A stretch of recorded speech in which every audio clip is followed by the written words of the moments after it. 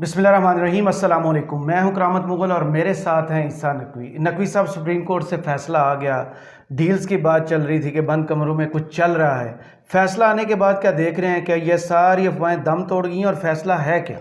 देखिए करामत मुगल साहब, वैसे तो पाकिस्तान की सियासत, पाकिस्तान के आइनी और कानूनी मामलात, इनको मैं हमेशा कहता हूँ ये एक मुमकिनात का खेल है। सही। ये कभी भी तब्दील हो जाते हैं और कभी कभी आपको लगता है कि नई मामलात यहाँ जाएंगे, उसके लिए बड़े वैलिड सॉलिड रीजंस मौजूद होते हैं, लेकिन मामलात वहाँ नहीं जाते, कहीं और चल पड़ते हैं। सही। अब जो गुज़श्ता रोज़ की समात है उसके 2 ऑर्डर्स जारी हुए इंटरेस्टिंगली। अच्छा। जो वीडियो है इसमें हम पहले ऑर्डर को, जो 7 सफ़ात का ऑर्डर है ना, उसके बारे में बात करेंगे, क्योंकि देखें जब तक आप इस फैसले को मुकम्मल तौर पर, कुली तौर पर नहीं पढ़ते ना, आपको बिल्कुल अंदाज़ा नहीं होता इसकी संजीदगी का, इसकी संगीनी का और इस फैसले की खौफनाकी का। अच्छा। इसमें डेडलाइन भी मौजूद है और रेड लाइन भी डिफाइन की गई है सही। सुप्रीम कोर्ट की तरफ से। और जब मैं इन 7 सफ़ात पर 10 पैराग्राफ्स को पढ़ता हूँ तो मुझे ये फिल वक्त पता चलता है कि चीफ जस्टिस ऑफ पाकिस्तान और सुप्रीम कोर्ट ऑफ पाकिस्तान वो इस बात पर खड़ी है कि फ़ैसला जो है वो नून के मुताबिक नहीं आएगा, वो कानून के मुताबिक आएगा। अच्छा जी, ये फैसला है। इस फैसले की ज़रा मैं आपके सामने रख देता हूँ नुकात, आपको अंदाज़ा हो जाएगा कि ये जो फैसला है ये किस किस का सर मांग रहा है, किस किस के लिए ये खौफनाक और ख़तरनाक साबित हो सकता है। और इसका कोई एक पैराग्राफ भी ऐसा नहीं है जिसको मैं मिस कर सकूँ। सही। Supreme court of Pakistan original jurisdiction 184(3), उसके तहत मुकदमा मौजूद कौन कौन है? Justice Umar Ata Bandial chief justice of Pakistan, justice Ijazul Hasan और जस्टिस मुनीब अख्तर। सही। और बहुत सारी दरख्वास्तें, बहुत सारे जो है वो जवाबात जमा हो चुके थे सुप्रीम कोर्ट ऑफ पाकिस्तान में। आपको याद होगा 18 तारीख की डेडलाइन थी कि 18 तारीख तक कंप्लाइंस रिपोर्ट जो है वो जमा करा दी जाए, जवाबात जमा करवा दिए जाएं 21 अरब रुपए जारी करके। उसके हवाले से इलेक्शन कमीशन का जवाब भी आ गया था, गवर्नर स्टेट बैंक का जवाब भी आ गया था, फाइनेंस डिवीज़न का जवाब भी आ गया था, अटॉर्नी जनरल ने अपने तौर पर, वो दरमियान में उनकी भी राब्ते चल रहे थे। उसके बाद इलेक्शन कमीशन ने जो है वो एक जवाब जो अलहदा से जमा करवाया, उसमें इस्तदा भी मौजूद थी, उसमें प्ली, एक प्रे जो है वो भी शामिल थी। उसके अलावा जो वजारत दिफा है, हम उसके ऊपर कर चुके तफसील से, वजारत दिफा जो है उसने भी एक अपने तौर पर जो है वो इस्तदा की थी। सही। और ये लुब्बे लुबाब उसका ये था कि जनाब पैसे नहीं है, सिक्योरिटी नहीं है, इलेक्शन नहीं हो सकते, मेहरबानी करें अपने 4 अप्रैल के फैसले पर, जिसमें आपने कहा था कि 14 मई को ही होंगे इंतखाबात, उसको वापस ले लें। सही। उसके जवाब में जो समात हुई उसमें रिमार्क्स आए, रिमार्क्स ज़ाहिर है कि लोगों ने सुने, इसको फैसले को वो किया, लेकिन ज़रा कुल्ली तौर पर इस ऑर्डर को देख लें। और इस ऑर्डर को देखना इस वजह से भी ज़रूरी है कि ये पाकिस्तान की आइनी, कानूनी, सियासी तारीख का एक बड़ा ही दिलचस्प किस्म का बाब है जो रकम हो रहा है। ऑर्डर जो है वो अंग्रेज़ी में मौजूद है और करामत साहब, मैं अक्सर कोशिश करता हूँ कि फौरी तौर पे जो है इसको अंग्रेज़ी से उर्दू के साथ साथ कन्वर्ट करके देख रहा होता हूँ मैं कोशिश करूँगा कि इसमें जो है वो कम से कम अंग्रेज़ी के अल्फाज इस्तेमाल किए जाएँ। और ये जो ऑर्डर है वो आपके सामने रख दें, 10 पैराग्राफ्स हैं, सुन लें तो आपको अंदाज़ा हो जाएगा कि इसमें किस किस के लिए वार्निंग मौजूद है, किस किस के लिए इंतबाह मौजूद है, किस किस को बताया गया कि ये रेड लाइन है और ये डेडलाइन है, डिसाइड कर लें। अब सुप्रीम कोर्ट इसको कैसे लेकर चलती है आगे, क्योंकि एक विंडो ऑफ अपॉर्चुनिटी जो हम अगली वीडियो में डिस्कस करेंगे वो भी क्रिएट हुआ, उस पर इमरान खान साहब ने भी बड़ा ऐलान कर दिया। ऑर्डर है जनाब कि इस वक्त मुअज़्ज़ज़ अदालत के सामने बहुत सारे मुतफर्रिक मामलात, दरख्वास्तें मौजूद हैं CMAs की सूरत में। सबसे पहले हम CMA नंबर 2770 और 2772/2023 2023 जो है उसको देख लेते हैं, क्योंकि ये मामला है अदालती हुक्मनामा जो 14 अप्रैल को जारी किया गया था, जब पहली डेडलाइन गुजरी थी 10 अप्रैल की पैसे जमा करवाने की, उस पर एक दिन ताखीर से इलेक्शन कमीशन ने जवाब जमा कराया कि हमारे पास पैसे हमें नहीं मिले। 14 तारीख को उसके ऊपर एक हुक्मनामा जारी किया गया, उसके हवाले से ये कह दिया गया था कि 18 तारीख तक पैसे जारी कर दिए जाए, 21 अरब रुपए, जिसका फिर मजाक उड़ाया गया, कहा गया ईद मुबारक के नोट छाप लें, वो इमरान खान का नाम लेकर सुप्रीम कोर्ट को सुनाया गया था। तो उन्होंने कहा सबसे पहले तो हम उस कंप्लाइंस के बारे में बात कर लेते हैं जो तामील करनी थी अदालती हुक्म की, 14 तारीख वाले हुक्म की। इलेक्शन कमीशन ऑफ पाकिस्तान को पैसे जमा कराए जाने थे 21 अरब रुपए, ताकि वो पंजाब और खैबर पख्तूनख्वा की असम्बलियों के लिए आम इंतखाबात का इनकाद कर सकें। पैराग्राफ नंबर 2 सही। CM में 2771/2023 वो एक रिपोर्ट है जो कि स्टेट बैंक ऑफ पाकिस्तान की जानिब से जारी की गई है, जिसमें यह बताया गया है कि 21 अरब रुपए फेडरल कंसोलिडेटेड फंड से मुख्तस कर दिए गए हैं इलेक्शंस के इनकाद के लिए, इलेक्शन कमीशन ऑफ पाकिस्तान के लिए। सही। लेकिन कमीशन ने 2770 नंबर की जो CMA रिपोर्ट है वो उसमें फाइल करके ये बताया है कि फंड्स अभी तक हमें अवेलेबल नहीं हुए, मिले नहीं हैं फंड्स हमें। साथ ही सुप्रीम कोर्ट ऑफ पाकिस्तान ने इस ऑर्डर के तहत कहा कि ये जो 2 जवाबात है ना, इनको ऑन रिकॉर्ड लिया जाता है, इनको हम जो है वो रिकॉर्ड का हिस्सा बनाते हैं। अब आ जाते हैं, क्योंकि यहाँ पर ये मेरे पास कंप्लीट नहीं है, ये यहाँ पर खुली हुई है, ये कुछ थोड़ा सा प्रिंटिंग का एरर है, तो हम इस सफ़े के ऊपर आ जाते हैं, पॉइंट नंबर 3।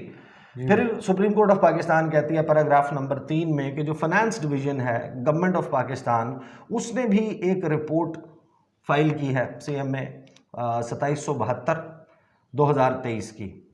इसी ऑर्डर के ज़िमन में रिपोर्ट जो है उसमें ये जस्टिफाई करने की कोशिश की गई है, ये वजूहात बयान करने की, वजाहत करने की कोशिश की है कि फंड्स क्यों नहीं फराहम किए गए इलेक्शन कमीशन ऑफ पाकिस्तान को, जबकि एलोकेट हो गए थे। सही। क्योंकि गवर्नर स्टेट बैंक ने कहा हमने जनाब एलोकेट कर दिए, फाइनेंस वो इलेक्शन कमीशन ऑफ पाकिस्तान ने कहा हमें मिले नहीं है, फाइनेंस डिवीजन ने कहा कि हम बताते हैं कि क्यों नहीं मिले, तो ऑर्डर का हिस्सा बनाया गया कि इस वजह से नहीं मिले। वो कहते हैं कि मुख्तसरन बयान किया जाए तो रिपोर्ट ये किया गया है कि जो फंड्स फराहम करने का मामला था, जब उसको वफाकी काबीना के सामने रखा गया, जब 17 अप्रैल को उनकी मीटिंग हुई, तो उसमें ये डिसाइड किया गया कि हमें तो कौमी असम्बली की ऑथराइजेशन दरकार है इस मामले में, हम ऐसे फंड्स जारी नहीं कर सकते, हमें कौमी असम्बली से, हालांकि कोर्ट के ऑर्डर्स वाजे थे कि आप पोस्ट फैक्टो ये कर दें, करने के बाद आप जब सप्लीमेंट्री ग्रांट से पास करवाते हैं बजट के साथ उस वक्त करवा लीजिएगा। सही। तो उन्होंने कहा कि नहीं जनाब, जब फेडरल का भी वफाकी काबीना का इजलास हुआ तो उन्होंने 17 तारीख को ये डिसाइड किया कि मैटर नेशनल असम्बली को भेज दें, और उन्होंने आर्टिकल 84 आइन का और आर्टिकल 82(2) को मिला के जब पढ़ा तो फिर एक टेबल किया गया, मोशन तहरीक जो है वो कौमी असम्बली में पेश की गई, उसको तहरीक को नाम दिया गया डिमांड नंबर 64A। यानी ये डिमांड्स होती हैं जो प्रेजेंट की जाती हैं कौमी असम्बली के सामने, और उसमें यह कहा गया कि एक ऐसी सप्लीमेंट्री ग्रांट जो कि 21 अरब रुपए से ज़ायद ना हो, वो वफाकी काबीना को दी जाए, ताकि फाइनेंशियल ईयर 2023 जून 2023 को माली साल ख़त्म हो रहा है, उसमें इलेक्शन कमीशन ऑफ पाकिस्तान को वो फराहम की जा सके इलेक्शंस के इनकाद के लिए। ये है demand number 64A। Finance division ने रिपोर्ट किया कि ये मोशन जो है, ये जो तहरीक है पैसे लेने की, ये कौमी असम्बली ने रिजेक्ट कर दी, मुस्तरद कर दी, और जो नेसेसरी फंड्स थे, ज़रूरी फंड्स थे, ये 21 अरब रुपए पहुंचाने थे, ये इस वजह से इलेक्शन कमीशन ऑफ पाकिस्तान को नहीं भिजवाए जा सके। फिर इस पे जो पैराग्राफ नंबर 4 है उसमें ये बेंच कहता है, और मोस्ट प्रोबेबली हमारे बहुत सारे दोस्त जो सुप्रीम कोर्ट को कवर करते हैं वो इसकी लैंग्वेज को देखने के बाद कहते हैं कि ये फैसला जो है वो chief justice of Pakistan Umar Ata Bandial ने खुद ऑथर किया है, उन्होंने लिखा हुआ है ये फैसला। चौथे नुक्ते पे वो ये कहते हैं कि जो सबसे पहला मामला जिसको नोट करने की ज़रूरत है, जैसा कि ऑर्डर में कहा गया था, ये वाज़े तौर पर पूछा गया था फाइनेंस डिवीजन से, और उन्होंने इस बात की तस्दीक की थी कि जो आइन का आर्टिकल 84 है वो उन्हें इस बात की इजाज़त देता है कि हुकूमत जो है वो फंड्स ले सकती है, उससे ख़र्चा कर सकती है, और जब वो बजट सालाना बजट स्टेटमेंट का मामला आएगा, फाइनेंशियल ईयर एंड होगा, तो उस वक्त उसकी मंजूरी जो है वो कौमी असम्बली से ली जा सकती है, जिसको कहते हैं एक्स पोस्ट फैक्टो ऑथराइजेशन, उसके तहत ली जा सकती है। फिर वो कहते हैं कि जो टीम है फाइनेंस डिवीजन की, उसने ये भी बताया था कि नॉर्मल प्रैक्टिस आम तौर पे ये किया जाता है कि जो सप्लीमेंट्री बजट स्टेटमेंट है वो बिल्कुल जब साल ख़त्म हो रहा होता है अगले बजट के साथ रख दी जाती है कि पिछले बजट में ये इजाफी अखराजात हो गए थे फाइनेंशियल ईयर में, तो वो उनको मंजूर कर लिया जाए, तो ये काम भी इस तरीके से हो जाता। इस पर सुप्रीम कोर्ट ऑफ पाकिस्तान इसी पैराग्राफ नंबर 4 में कहती है कि therefore be no doubt as noted in the order. उन्होंने कहा कि अब इस बात में कोई शक और शुबे की गुंजाइश नहीं रही, जैसा कि हुक्मनामे में लिखा गया था कि जो वफाकी काबीना है उसके पास ये मुकम्मल इख्तियार मौजूद था, मुकम्मल पावर मौजूद थी कि वो ये 21 अरब रुपए अपने तौर पर मुख्तस कर सकते थे उस फेडरल कंसोलिडेटेड फंड से, और ये पैसे आईनी तौर पर फेडरेशन को मुहैया किए जा सकते थे ताकि जनरल इलेक्शंस का इनकाद हो सकता। सही। अब इसमें जाहिर है कि तंबीह मौजूद है, ये बाकायदा अब ब्रैकेट डाउन, नोट डाउन कर लिया गया है, इसको कोट एंड कोट कॉमाज में ब्रैकेट में लिख दिया गया है कि वफाकी काबीना जो है उसके पास ये मुकम्मल इख्तियार था, उसने नहीं किया। ये आप सुनते आएंगे, इसकी लैंग्वेज में आपको अंदाज़ा होता जाएगा कि इस ऑर्डर में जो बात की गई है वो कितनी खतरनाक है और किस किस के लिए है। पहला जो आपके सामने आ गया कि जो वायलेशन है वो वफाकी काबीना की है जी। उन्होंने अभी फाइनेंस डिवीजन को नहीं कहा, उन्होंने ये बात जो है वो रूट काज पे चले गए ना। हाँ, वो गवर्नर स्टेट बैंक को नहीं कही, जिनको कहा था कि आप इम्प्लीमेंट करें। उन्होंने कहा आपने ये सब कुछ कह दिया था, इनका इख्तियार था, इन्होंने नहीं किया, इनके पास ये इख्तियार था जो इस्तेमाल नहीं किया गया। अब आ जाते हैं पैराग्राफ नंबर 5 पे। 10 हैं टोटल, ज्यादा इंतजार नहीं है। 10वें नंबर पे ये कहते हैं कि जनाब 5वें नंबर पे, सॉरी 5वें नंबर पे जो लर्नेड अटॉर्नी जनरल हैं, हमारे ख्याल में उन्होंने कहा, इस फैसले में कहा गया कि इन आवर व्यू, हमारे ख्याल में उन्होंने वाज़े तौर पे, कुल्ली तौर पे, मुकम्मल तौर पे ये कोशिश ही नहीं की, संजीदा कोशिश ही नहीं की कि इस मामले को, जब ये पिंग पोंग खेल रहे थे ना कि गवर्नर स्टेट बैंक ने आके कायमा कमेटी ने उसको उछाल के फेंक दिया वफाकी काबीना में, वफाकी काबीना ने उछाल के फेंक दिया नेशनल असेंबली में, नेशनल असेंबली का कंधा इस्तेमाल किया और उसे रिजेक्ट कर दिया, तो अटॉर्नी जनरल ने एक भी मर्तबा संजीदा काविश और कोशिश नहीं की कि वो उनको बताते हैं कि भाई आपका इख्तियार है, आप कर सकते हैं, जैसा कि कोर्ट की जानिब से ऑर्डर किया गया था। सही। आगे चलते हैं, कहते हैं हाउएवर, अलबत्ता ये the reason why in the present case the matter was first referred to the national assembly was sought to be explained, कि हमने इस बात की वजाहत मांगी कि आखिरकार ऐसी क्या वजह हुई कि आपने इस मामले को पहले कौमी असेंबली को भेजने का फैसला किया। तो कहते हैं कि हमें लर्नेड अटॉर्नी जनरल साहब ने इस हवाले से ये बताया कि इससे पहले एक तारीख ऐसी गुजरी है जिस पर कौमी असेंबली ने एक करारदाद पास की थी। आपको याद है वो करारदाद, जो करारदाद इन फैसलों के हवाले से, इलेक्शंस के हवाले से जो करारदादें आ रही थी, उन्होंने अटॉर्नी जनरल ने हमें इस पर जवाब दिया कि करारदाद अर्लियर डेट पे गुजरी है जो कौमी असेंबली ने पास की थी, उसमें ये डिसअप्रूवल दे दिया गया था कि इलेक्शन कमीशन ऑफ पाकिस्तान को आम इंतखाबात के इनकाद के लिए कोई फंड जारी नहीं किया जाएगा। अच्छा। On a query from the court, जब इस मामले पर कोर्ट ने अटॉर्नी जनरल से सवाल पूछा कि जो माजी में पास की गई रेजोल्यूशन है जो स्पेसिफिक रिक्वेस्ट के मुतल्लिक नहीं थी, स्पेसिफिक मखसूस मालियाती मामले से मुतल्लिक नहीं थी, उसका इतराक क्यों हुआ? With respect we were not satisfied that the earlier resolution stood in the way of the federal cabinet, कि हम बड़े एहतराम से ये बता रहे हैं कि ये बिल्कुल इस बात पे अदम इत्मीनान है, हम नहीं मानते इस बात को कि जो माजी वाली, जो पुरानी रेजोल्यूशन थी कौमी असेंबली की, वो वफाकी काबीना के रास्ते में हाइल थी कि वो अपनी आईनी इख्तियार को, पावर को आर्टिकल 84 के तहत इस्तेमाल करने से गुरेज करती। The reasons for this are set out below.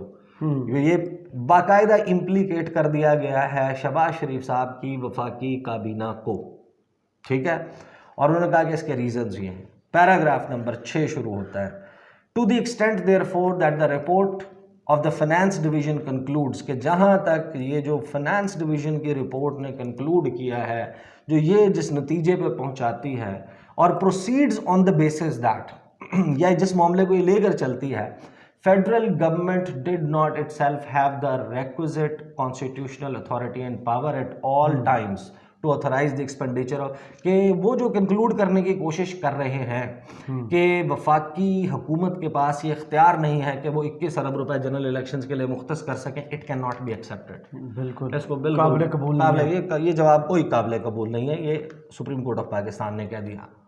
Paragraph number 7, the effect of the federal cabinets decision, यार मैं फिर अंग्रेजी उर्दू में चल पड़ा, सिर्फ उर्दू में आते हैं जनाब, कि जो असर हुआ है वफाकी काबीना के इस फैसले का इस मामले को कौमी असम्बली में भेजने से, कि जो डिमांड नंबर 64A है उसको रिजेक्ट कर दिया गया, मुस्तरद कर दिया गया जब उसको वोटिंग के लिए हाउस में पेश किया गया। इस पे सुप्रीम कोर्ट ऑफ पाकिस्तान कहती है कि जो पार्लिमानी जमहूरी निज़ाम है, जो आइन के ताबे चलता है, जो गवर्नमेंट है उसमें कोई भी हुकूमत है, उसको हर वक्त ऐवान की अक्सरियत का एतमाद हासिल होना चाहिए। सही। और अक्सरियत का एतमाद डिटरमिन हो जाता है जब पैसे लेने के लिए हुकूमत जाती है कि पैसे दो। वो मेरा ख्याल है वो शहबाज शरीफ को बाहर से भी पैसे नहीं मिलते, यहाँ से भी पैसे नहीं मिल रहे, बाहर से भी अदम एतमाद, यहाँ से भी अदम एतमाद। वो कहते हैं इसका मतलब ये है कि ऐवान की मेजॉरिटी का आप कॉन्फिडेंस इंजॉय नहीं करते, आप पर एतमाद ही नहीं करते, वार्निंग है पूरी, आप पर एतमाद नहीं करता, इसका मतलब है ऐवान। जी। आगे कहते हैं फर्दर मोर, जिसको कहते हैं उर्दू में मजीद बरआं। हाँ जी। तो मजीद बरआं, given that the office of the prime minister has primacy, यानी आर्टिकल 91(1) के तहत जो वज़ीर आज़म का दफ्तर है वो चीफ एग्जीक्यूटिव है फेडरेशन का। इसका मतलब ये है कि प्राइम मिनिस्टर के पास हम वक्त, हर वक्त, एट ऑल टाइम्स कौमी असम्बली की मुकम्मल हिमायत होनी, मुकम्मल से मुराद अक्सरियत की हिमायत जो है वो होनी चाहिए। It follows from the four going. अच्छा, अब इसमें ना कुछ चीज़ें फोर गो की उनको मुअख्खर कर दिया गया, रख दिया गया कि ये हम बता रहे हैं, ये ज़रा साइड पे रख दें और फिर ये ज़हन में रखें, ये जहन में रखें इसको ना।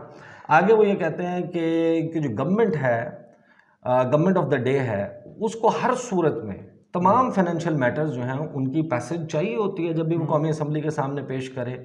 इसका मतलब ये है कि this would be certainly true for a financial measures of constitutional importance, के इतना अहम आइनी मामला इलेक्शंस का इनकाद दो सूबाई असम्बलियों में, उसके फंड्स की फराहमी के लिए ये कौन सी गवर्नमेंट है जिसको एतमाद नहीं किया गया, पैसे नहीं दिए जा रहे हैं। 8वां पैराग्राफ कहता है कि जब इस पर्सपेक्टिव से सारे मामले को, इस जाविया निगाह से, इस नुक्ते नज़र से देखा जाए कि जो डिमांड है 64 है उसको रिजेक्ट कर दिया गया, इसकी तो बहुत सख्त आइनी इम्प्लीकेशंस हैं, इसकी इम्प्लीकेशंस होंगी, इसके असरात, इसके नताइज होंगे, आइनी नताइज का सामना करना पड़ेगा। आइनी नताइज यही है तलवार जो लटका दी गई, ये वो तलवार है जो लटकाई गई है। उन्होंने कहा कि एक पॉसिबिलिटी ये है कि जो हुकूमत है, दैट द गवर्नमेंट, और सिर्फ गवर्नमेंट नहीं, क्योंकि फेडरल वफाकी काबीना जो है उसको प्राइम मिनिस्टर की सिफारिश के ऊपर रखा जाता है। बिल्कुल, यहाँ पे प्राइम मिनिस्टर और पूरी उनकी 84-85 रुकनी काबीना, उनके मुतालिक बात हो रही है। काबीना के बाद अब प्राइम मिनिस्टर ऐड हो गए। जी जी, प्राइम मिनिस्टर भी ऐड हो गए हैं। उनका इसका एक मुमकिन मतलब तो ये है कि इनके पास अब ऐवान का एतमाद मौजूद नहीं रहा। Learned attorney general categorically stated, जब हमने ये बात की तो उन्होंने, लर्नड अटॉर्नी जनरल ने बड़े बावसूख होकर उन्होंने ये कहा कि ये ऐसी बात नहीं है, उनको एतमाद है, वो एतमाद है, बस पैसे नहीं दे रहे, इसकी जब को बात की। अच्छा, ये मैंने अपनी तरफ से ऐड किया, ये ऑर्डर का हिस्सा नहीं है। कहते कि जो वफाकी काबीना है और प्राइम मिनिस्टर हैं, ये उन्हें अटॉर्नी जनरल ने बताया कि उनके पास पहले भी थी, अभी भी है, तमाम वक्त उनके पास नेशनल असम्बली की मेजॉरिटी की सपोर्ट उनके पास मौजूद है।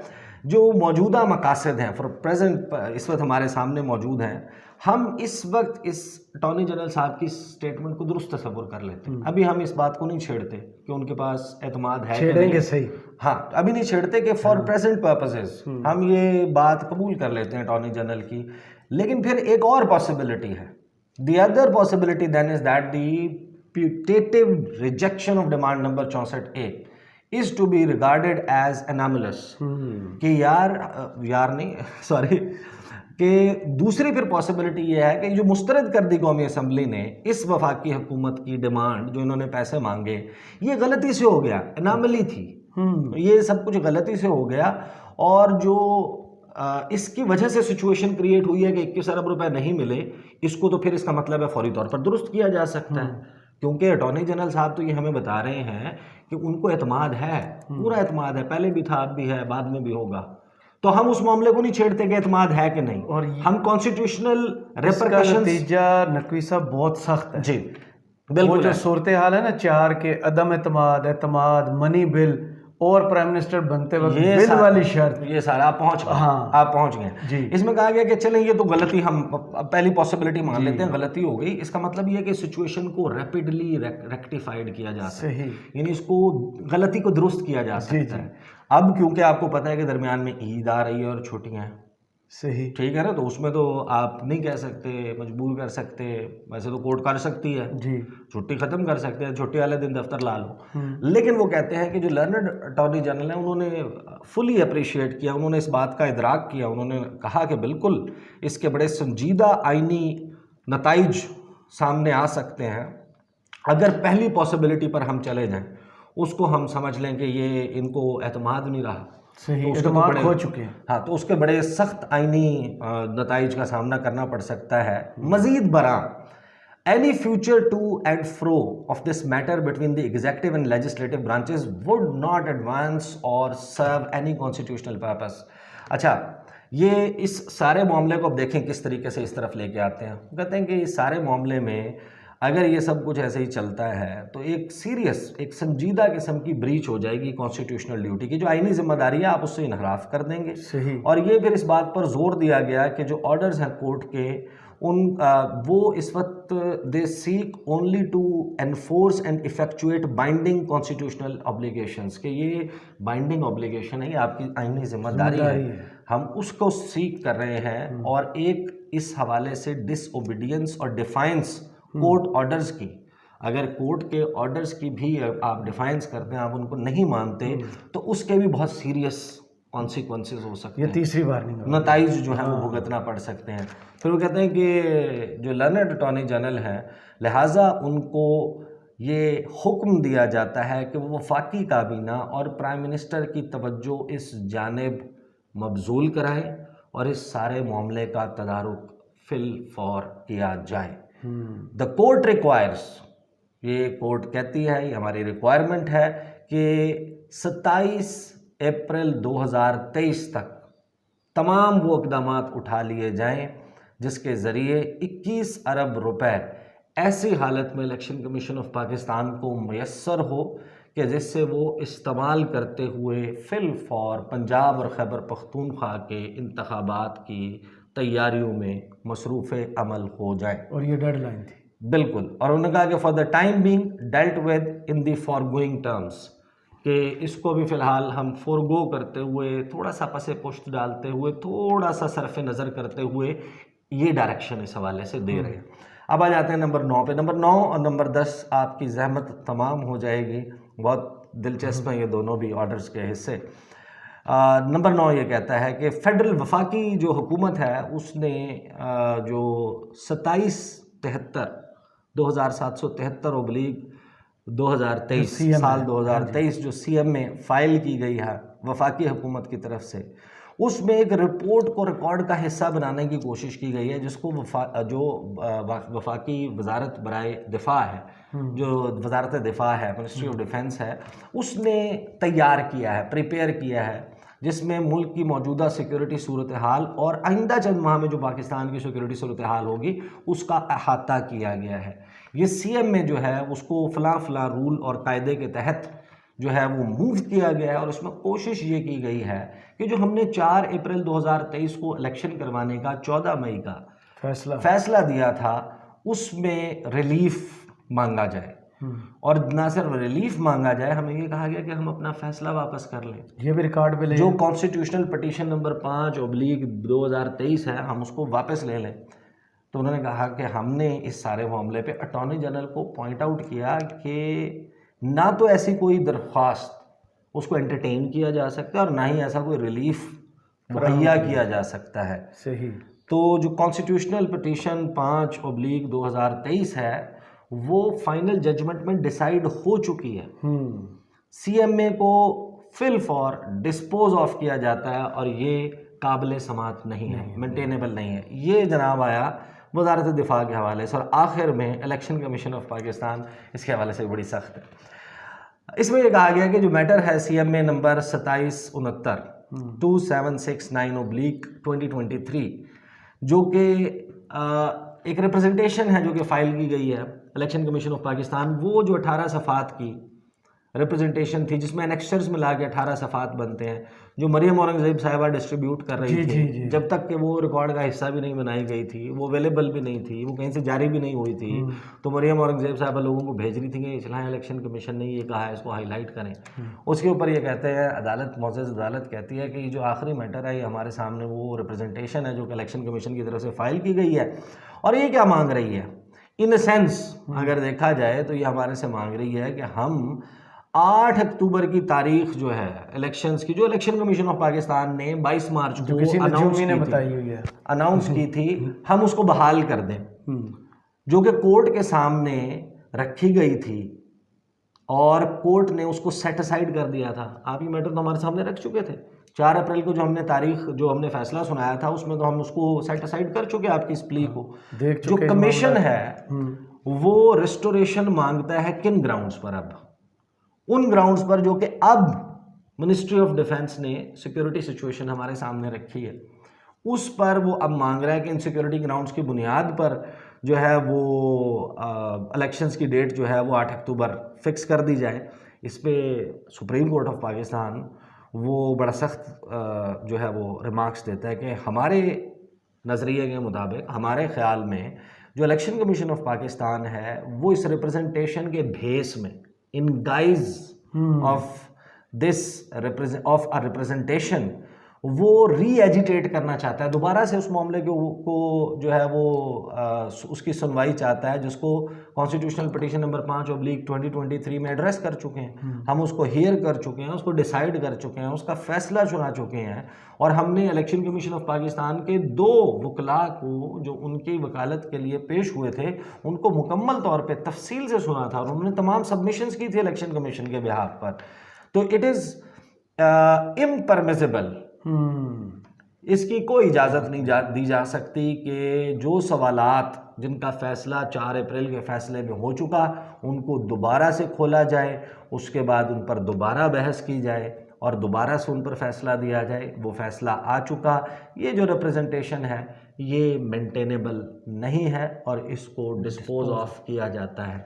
तो करामत मुगल साहब, इन टोटलिटी जब आप इन 7 सफ़ात को पढ़ते हैं और इन 7 सफ़ात के ऊपर 10 पैराग्राफ्स, जो मैंने हो सकता है कि मैं शायद अपनी कानूनी टर्मिनोलॉजी की में कम इल्मी की वजह से शायद एक आधी जगह जो है वो आगे पीछे कर गया हूँ, लेकिन जब आप इसको पढ़ेंगे तो मतलब वही निकलेंगे जो मैंने बताए हैं। बिल्कुल सही। तलवार लटक गई है और बड़ी खौफनाक और भयानक है। वज़ीर आज़म और पूरी काबीना, ये वज़ीर आज़म पर है, ये वफाकी काबीना पर है। इसने नहीं छेड़ा ना पार्लियामेंट ऑफ पाकिस्तान को, उन्होंने कहा कि ठीक है ऐवान की कार्रवाई आप रखें, आप जितने तेज़ हैं कानून और आइन हम बेहतर वो उन्होंने पूरा वाजे करके रख दिया। लेकिन करामत मुगल साहब जी, अगली वीडियो में हम ज़ाहिर है कि ये बात भी करेंगे ना कि सिर्फ ऑर्डर तो एक नहीं आया, ऑर्डर तो एक भी और भी आया है। उस ऑर्डर का फिर अब क्या मतलब निकालें जब ये इतना वाजे है और इतनी इसमें वार्निंग्स, इंतबाह, डेडलाइन भी मौजूद है और रेड लाइन भी बताई गई है और फ्यूचर भी बता दिया कि आपके साथ हो क्या हो सकता है। चलें, बहुत शुक्रिया आपके तज़किया का। कमेंट्स बॉक्स में ज़रूर बताइएगा ये वीडियो आपको कैसी लगी। इजाज़त दीजिए, अल्लाह हाफ़िज़।